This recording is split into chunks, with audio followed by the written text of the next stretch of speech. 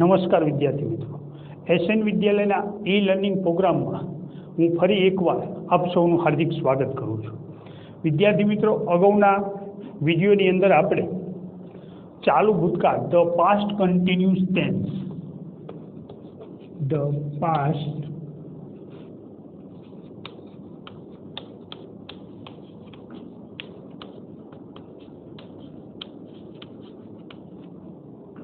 Continuous tense એટલે કે ચાલુ ભૂતકાળ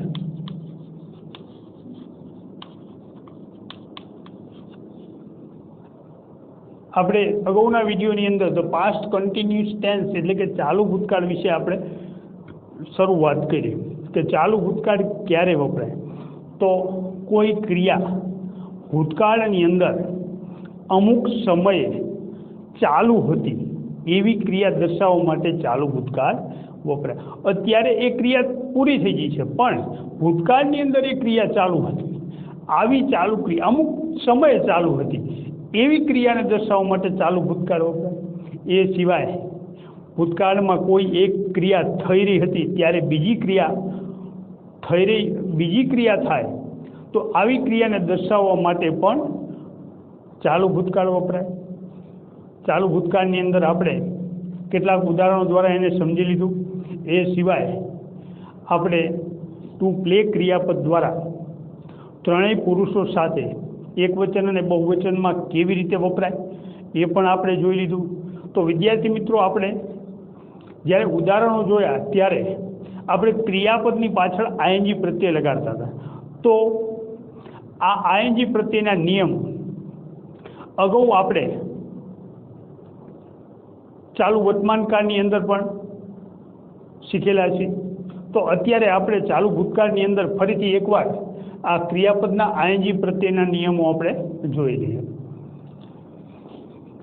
ક્રિયાપદના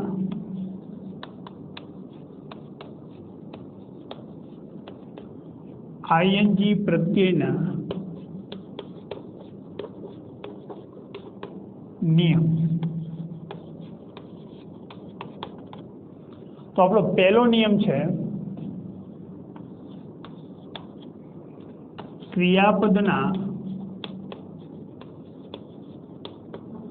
મૂળ રૂપના અંતે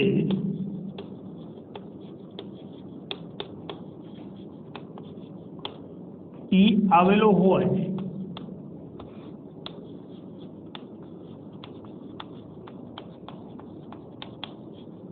પરંતુ તે ઈનો ઉચ્ચાર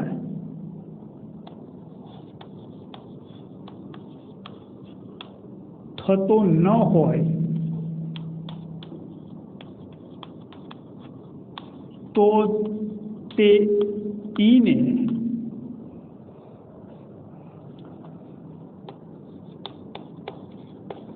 કાઢીને પછી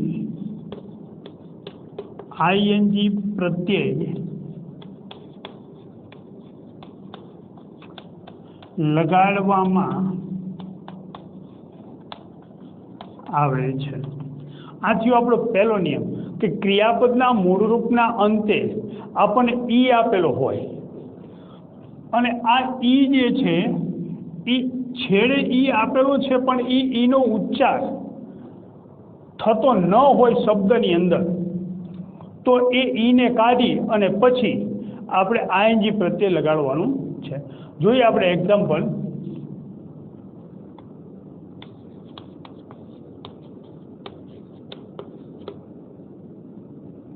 તો પહેલું MAKE અને DRIVE.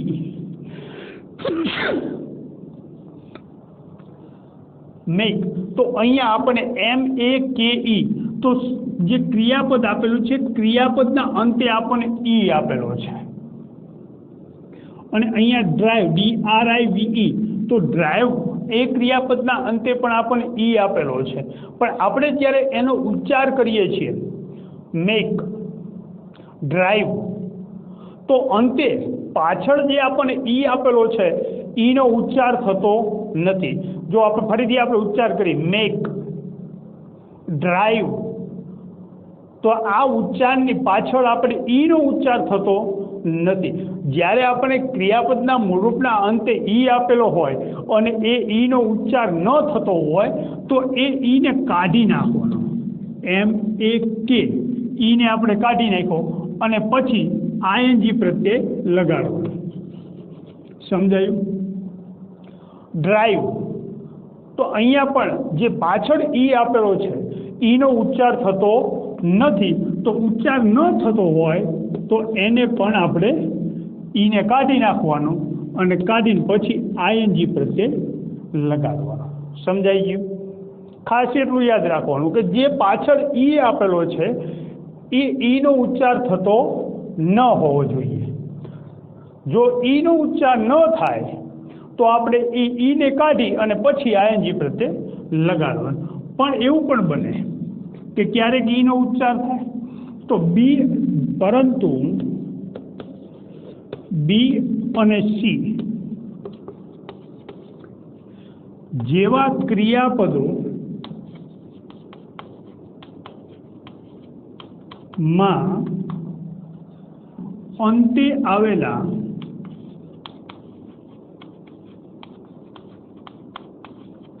ઈનો ઉચ્ચાર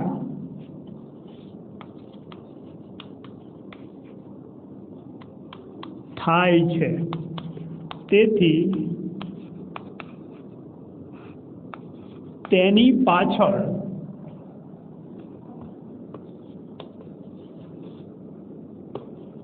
ફક્ત ING પ્રત્યય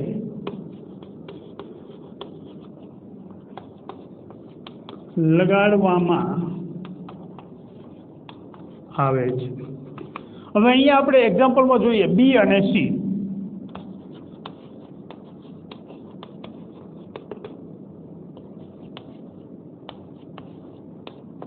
તો અહીંયા બે ક્રિયાપદની પાછળ આપણને છેડે એક ઈ આપેલો છે.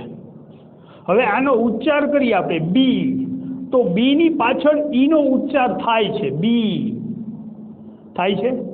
બી, તો બની પાછળ ઈનો ઉચ્ચાર થાય છે. તો અંતે આવેલા ઈનો ઉચ્ચાર થાય. અહીંયા આપણને કીધું ઉચ્ચાર થતો ન હોય તો એને કાઢી નાખવાનો, પણ અહીંયા ઉચ્ચાર થાય છે. તો ઉચ્ચાર થાય છે તો એને રાખવાનો. એમના ફક્ત એની પાછળ આપણે ING પ્રત્યે લગાવી દેવાનું. સી, SEE સી, તો સીની જે ક્રિયાપદ છે એની પાછળ અંતે આપણે ઈનો ઉચ્ચાર થાય છે.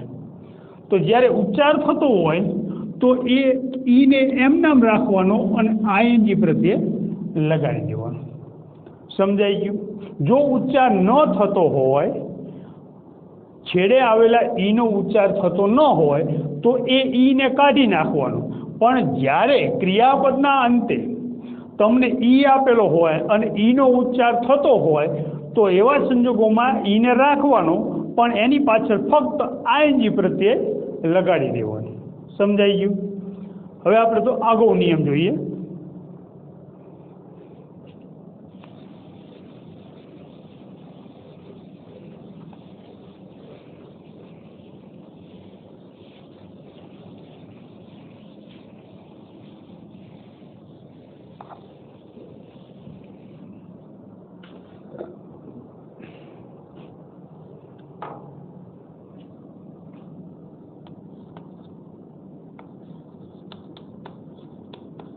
ક્રિયાપદના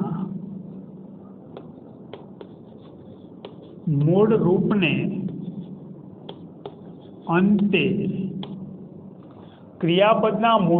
અંતે એક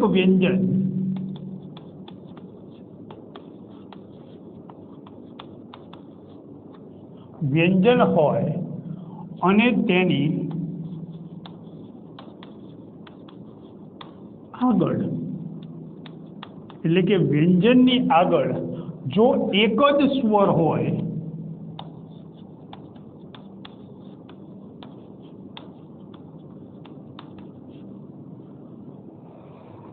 અને તેનો ભારપૂર્વક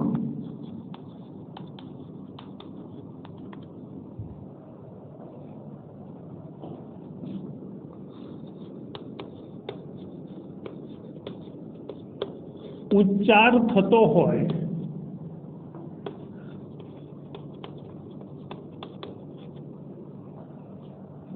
ભારપૂર્વક ઉચ્ચાર થતો હોય તો અંતે આવેલો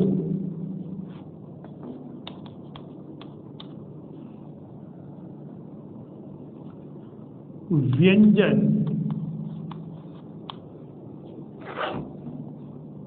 બેવડાવીને એટલે કે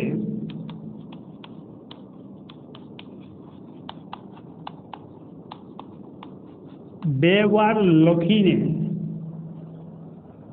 પછી આઈએનજી પ્રત્યય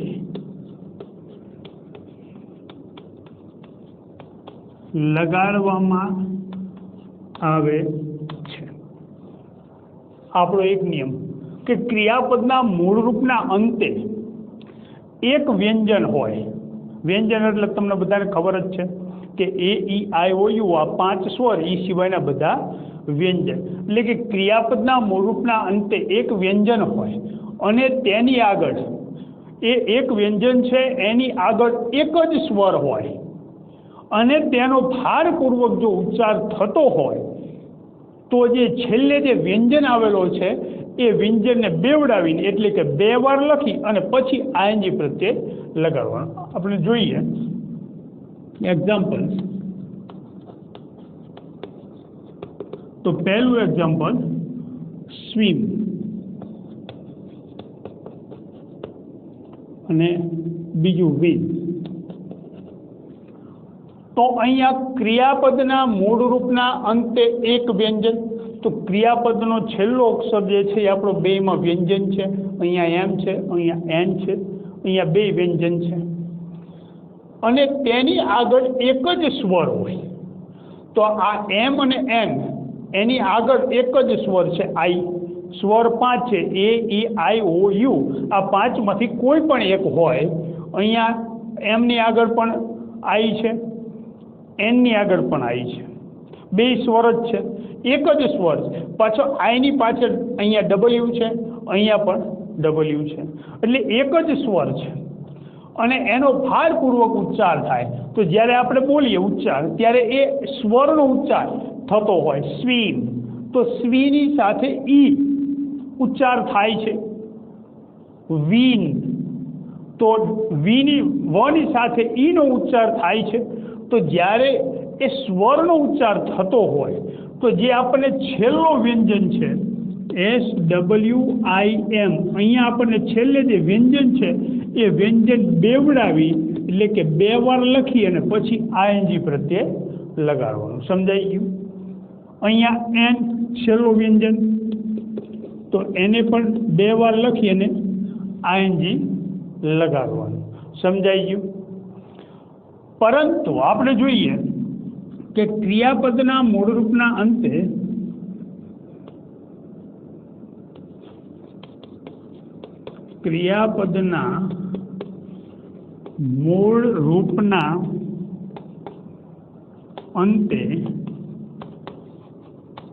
એક વ્યંજન હોય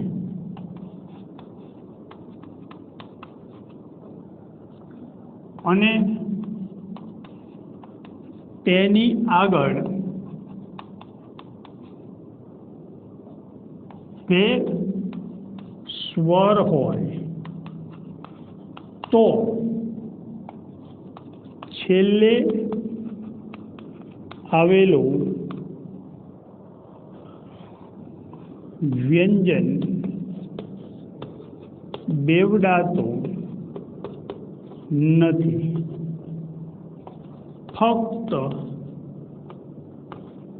તેની પાછળ આઈએનજી પ્રત્યય લગાડવામાં આવે છે. અહીંયા આપણે જોયું કે ક્રિયાપદના મૂળરૂપના અંતે એક વ્યંજન હોય અને એ વ્યંજનની આગળ એક સ્વર હોય, એક જ સ્વર હોય અને એનો ભારપૂર્વક ઉચ્ચાર થતો હોય તો છેલ્લો વ્યંજન બેવડાવીને એટલે કે 2 વાર લખીને પછી આઈએનજી પ્રત્યય લગાડવા. પરંતુ ક્રિયાપદના મૂળરૂપના અંતે એક વ્યંજન હોય પણ એની આગળ 2 અથવા 2 થી વધારે સ્વર હોય એટલે કે 2 સ્વર હોય તો છેલ્લો વ્યંજન બેવડાતો નથી. એક્ઝામ્પલ જોઈએ આપણે. તો પહેલું વિયર WEAR અને બીજું છે RAIN રેન. તો અહીંયા આપણને છેલ્લે ક્રિયાપદના અંતે બેમાં એક વ્યંજન છે. R વ્યંજન છે, અહીંયા N વ્યંજન છે. બેમાં એક વ્યંજન છે, એની આગળ સ્વર છે, અહીંયા A સ્વર છે અને અહીંયા I સ્વર છે. હવે એક સ્વર નથી, આ સ્વરની આગળ પણ એક સ્વર છે એટલે કે છેલ્લે વ્યંજન આવ્યો, વ્યંજનની આગળ 2 સ્વર આવ્યા. બેમાં જુઓ, અહીંયા પહેલો E, I અને A 2 સ્વર આવ્યા.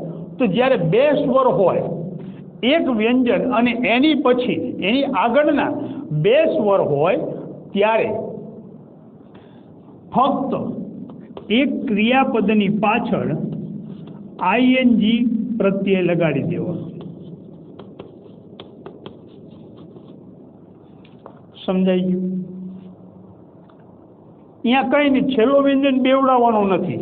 જ્યારે એક વ્યંજન આપેલો હોય છેલ્લે અને વ્યંજનની આગળ 2 સ્વર હોય તો છેલ્લો વ્યંજન બેવડાવવાનો નથી. સમજાઈ ગયું? તો આપણે આગળના નિયમો જોઈ લઈએ.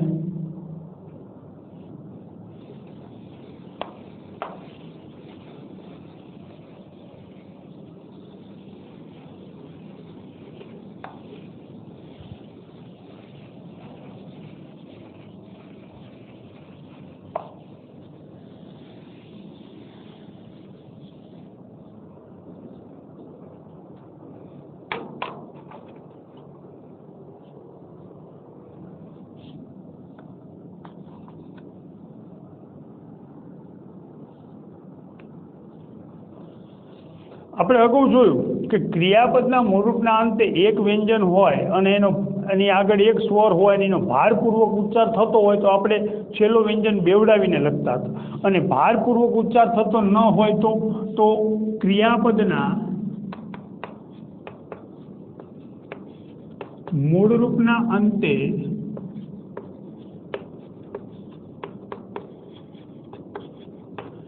એક વ્યંજન હોય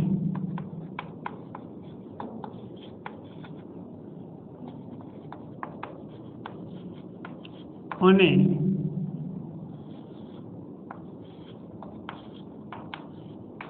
તેની આગળ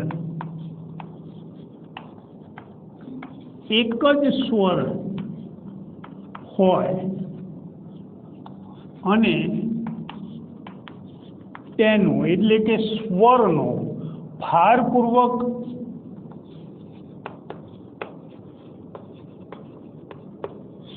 ઉચ્ચાર થતો ન હોય તો છેલ્લે આવેલો વ્યંજન બેવડાતો એટલે કે 2 વાર લખાતો નથી. ફક્ત તેની પાછળ ING પ્રત્યય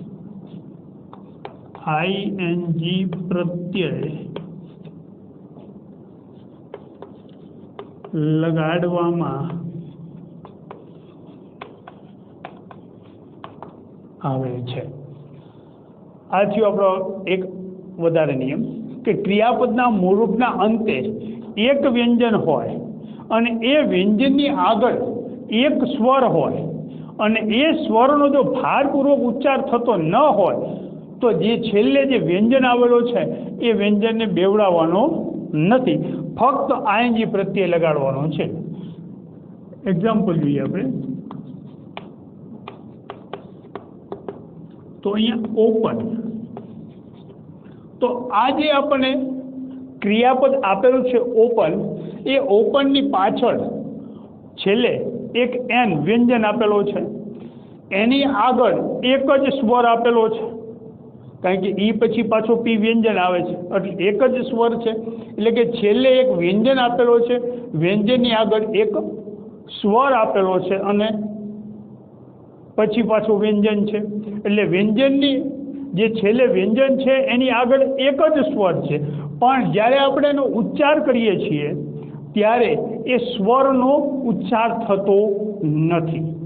ઓપન, ઓપન, ક્યાં પણ ઈનો ઉચ્ચાર સાંભળવા મળ્યો, ઓપન, તો ઈનો ઉચ્ચાર થતો, આ સ્વરનો ઉચ્ચાર થતો નથી. તો જ્યારે ઈનો ઉચ્ચાર ન થાય, સ્વરનો ઉચ્ચાર ન થાય, તો એવા સંજોગોમાં ફક્ત એ ક્રિયાપદની પાછળ આઈએનજી પ્રત્યય લગાડી દેવાનું. સમજાઈ ગયું? સરસ. ચલો નિયમ જોઈ લઈએ.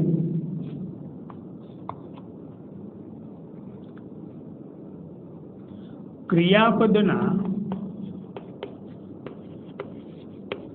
મૂળ રૂપના અંતે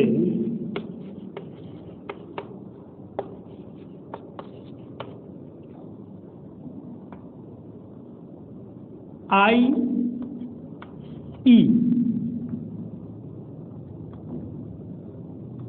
આપેલા હોય તો તે આઈ ઈને કાઢી તેની જગ્યાએ વાય મૂકીને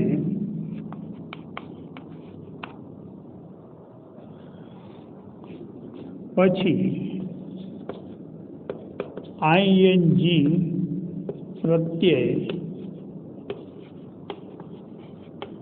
લગાડવામાં આવે છે. તે ક્રિયાપદના મૂળરૂપના અંતે આપણે આઈ ઈ આપેલા હોય તો એ આઈ ને કાઢી નાખવાનું અને એ આઈના બદલે આપણે વાયને મૂકવાનું. આઈને કાઢી અને એની જગ્યાએ આપણે વાયને મૂકવાનું અને વાયને મૂકીને પછી આપણે એની પાછળ આઈએનજી પ્રત્યે લગાડવાનું. જોઈએ આપણે એક્ઝામ્પલ.